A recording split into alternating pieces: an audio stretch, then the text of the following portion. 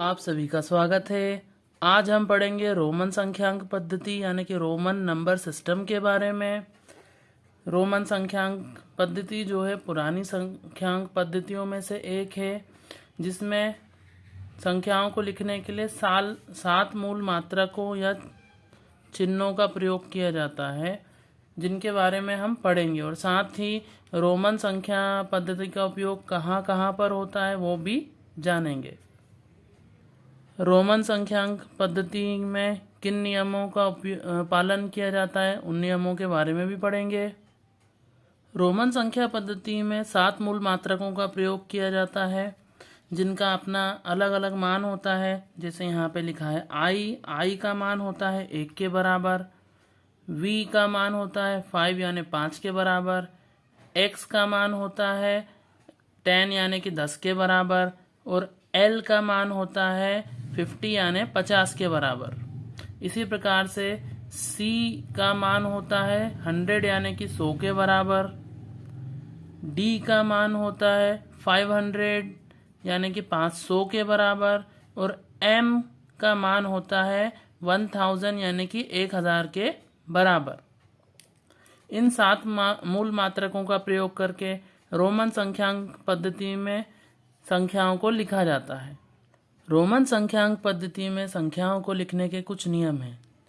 इसमें पहला नियम है, यदि किसी संकेत की पुनरावृत्ति होती है तो जितनी बार वह आता है उसका मान उतनी ही बार जोड़ दिया जाता है। जैसे हम जानते हैं i बराबर होता है 1 के। जब हम i को 2 बार लिख देते हैं तो 1 और 1 जुड़ के हो जाता है 2 यानी कि 2। इसी प्रकार से जब हम i को 3 बार लिखते हैं तो उसका मान जुड़ के 1 + 1 + 1 यानी कि 3 हो जाता है। इसी प्रकार से जब हम x यानी कि 10 को लिखते हैं 1 से ज़्यादा बार तो 10 और 10 20 हो जाता है। यहाँ पर ध्यान देना ज़रूरी है कि किसी भी संकेत की पुनरावृत्ति 3 बार यानी कि 3 टाइम्स से ज़्यादा नहीं होती है। जैसे यहाँ पे हमने 3 बार i लिखा है, जिसका मतलब होता है 3, लेकिन हम 4 बार i लिखेंगे तो इसका मतलब 4 होगा, ऐसा नहीं होगा। इसी प्रकार से हम अधिकतम x को 3 बार लिख सकते हैं तो जिसके मान होगा 30, लेकिन हम x को अगर 4 बार लिख दें तो उसका मान 40 के बराबर नहीं होगा। ये गलत है। कहने का मतलब है किसी भी संकेत की पुनरावृत्ति 3 बार से ज़्यादा नहीं होगी। तीसरा नियम है, पुनरावृत्ति केवल i, x, c और m संकेतों की होती है, जो 3 बार से अधिक नहीं होती। लेकिन v, l और d संकेत की कभी पुनरावृत्ति नहीं होती। इन संकेतों को रिपीट नहीं किया जाता। केवल i, x, c और m संकेत ही रिपीट होते हैं, जो 3 बार से ज़्यादा रिपीट नहीं होते। जैसे यहाँ पे हमने लिखा है 3 30, लेकिन हम लिखें अगर v 3 बार तो वो 15 के इक्वल नहीं होगा। इसी प्रकार से अगर हम लिखें l बराबर 150 तो ये गलत होगा, ये 150 के इक्वल नहीं होगा, क्योंकि v, l और d संकेतों की पुनरावृत्ति कभी नहीं होती। चौथे नियम है, i को केवल v और x में से घटाया जा सकता है, जबकि x को l, m तथा c में से घटाया जा सकता है। इसके अतिरिक्त अन्य संकेतों में से नहीं घटाया जा सकता। जैसे हम यहाँ लिखेंगे v के पहले अगर हमने i लिखा तो ये v में से i घट जाएगा तो इसका मान होगा 4। इसी प्रकार से अन्य मान होंगे।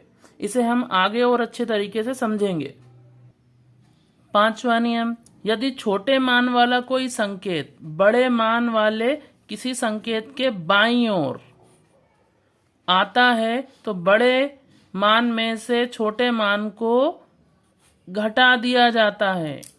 यहाँ पे देखिए, यहाँ पे v लिखा है जो कि बड़े मान वाला है, और उसके बाईं ओर i आया है जिसका मान v से कम है। तो v के मान में से i का मान घट जाएगा। तो v का मान है 5, i का मान होता है 1। 5 में से 1 यानी 5 में से 1 जब हम सब्ट्रैक्ट करेंगे यानी कि घटाएंगे तो आएगा 4। इसी प्रकार से l के बाईं ओर जब x आता है तो l के मान 50 में से x के मान 10 को घटाने पर मान प्राप्त होता है xl का 40।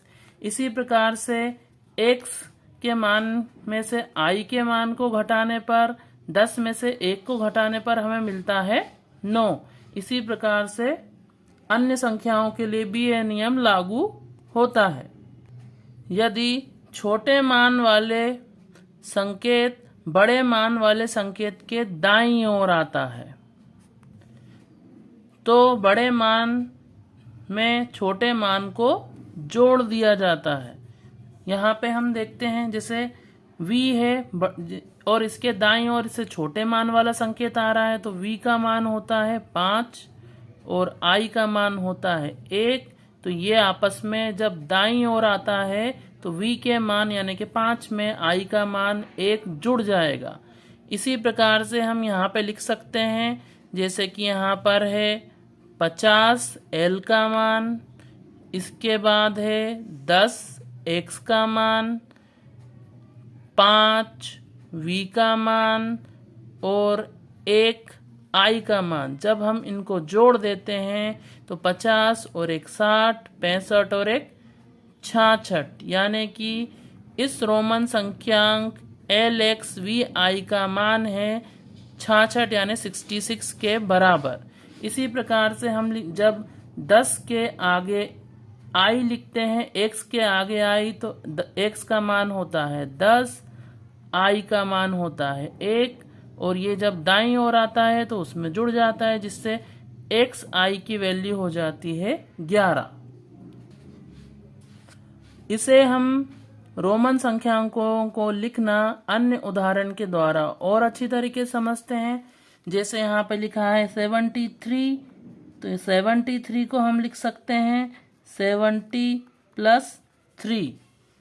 इसी प्रकार से निम्नलिखित को रोमन संख्यांकों में हम लिखते हैं। जैसे 73 को हम एक्सपेंडेड फॉर्म में लिख सकते हैं 70 + 3 यानी 70 + 3, और इस 70 को हम लिख सकते हैं 50 धन 20, और कोष्टक के बाहर है धन का 3। तो 50 के लिए हम संकेत यूज करेंगे रोमन L, 20 के लिए हम यूज करेंगे x को 2 बार, और 3 के लिए हम यूज करेंगे i को 3 बार। इस प्रकार से हम 73 यानी 73 को रोमन संख्यांक में लिख सकते हैं LXXII के रूप में। इसी प्रकार से हम यहाँ पर 98 को हल करेंगे। 98 को हम लिख सकते हैं 90 + 8 के रूप में। अब 90 को हम लिख सकते हैं 100 - 10 के रूप में। 100 - 10 यानी C में से जब हम 10 को माइनस करेंगे तो उसके पहले लिख लेंगे, और 8 को लिखने के लिए हमें यहाँ पर v लिखना है और 3 बार i लिखना है। इस प्रकार से हम 98 को XCVIII के रूप में लिख सकते हैं। रोमन संख्यांकों का उपयोग। रोमन संख्यांकों का उपयोग घड़ियों के डायल में किया जाता है। इसके अलावा कक्षाओं के चार्ट में भी हम रोमन संख्यांकों का प्रयोग करते हैं।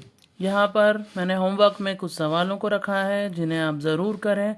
साथ ही अगर आपको ये वीडियो पसंद आए तो चैनल को लाइक करें, शेयर करें, सब्सक्राइब करें, साथ ही कमेंट भी करें। Thanks for watching.